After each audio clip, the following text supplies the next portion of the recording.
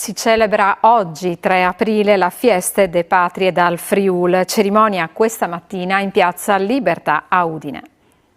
3 di aprile è un mood per ricordare un territorio, una storia, un'identità e anche le forze dai Furlans che stanno il 50esimo dal ricordo del terremoto del 76.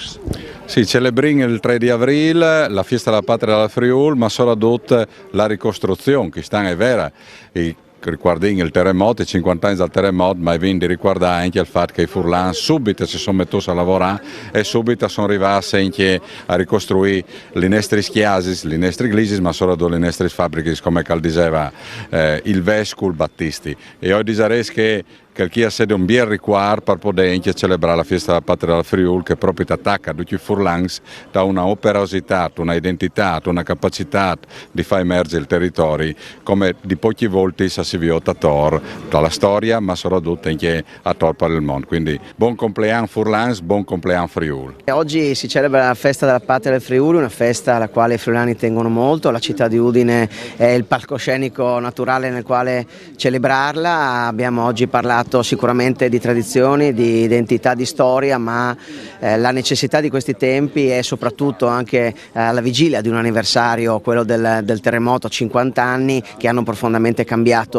la storia e l'identità culturale del nostro popolo, un processo sicuramente irreversibile che però ha fatto più forte e più grande questo territorio. Io rappresenti il RENC di Udine, l'Assemblea Popolare dei Cittadini, che è una fondazione dei teams del Patriarcato di Aquilè, un'istituzione dei teams del Patriarcato di Aquilè, che però conferma in maniera che la storia al di voi anche mo e è in stato di insegnare e anche di insegnare partecipazione popolare, che in di voi tanti spesso noi è. Dunque le storie non vi di vepore e quindi savele tornare a tirare fuori qualche covente ogni dì, non dome in giornate di feste. Abbiamo una serie molto lunga di iniziative quest'anno, abbiamo 15 iniziative per ricordare il compleanno del Friuli. In particolare, oltre all'alzabandiera al momento istituzionale di oggi, abbiamo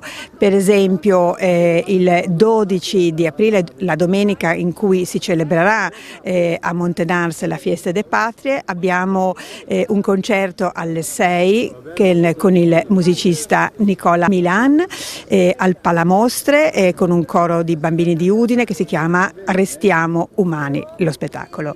Abbiamo anche altre iniziative, 3 presentazioni di libri, la prima il 9 alla Biblioteca Ioppi con un libro a fumetti che ricorda appunto il terremoto. Forse la celebrazione della Fiesta de Patrie quest'anno sono anche un ricordo di quella tragedia, ma anche un ricordo della resilienza del popolo friulano che ha dovuto patire molte tragedie come quella del terremoto. Molti terremoti hanno segnato questa terra, uno tra l'altro che ha fatto cadere il castello che c'era prima al posto del castello che conosciamo qui nel 1511 e quindi celebriamo anche la resilienza dei friulani. I friulani anche di fronte alle tragedie si rialzano, ricostruiscono e continuano però a mantenere forte lo spirito di friulanità.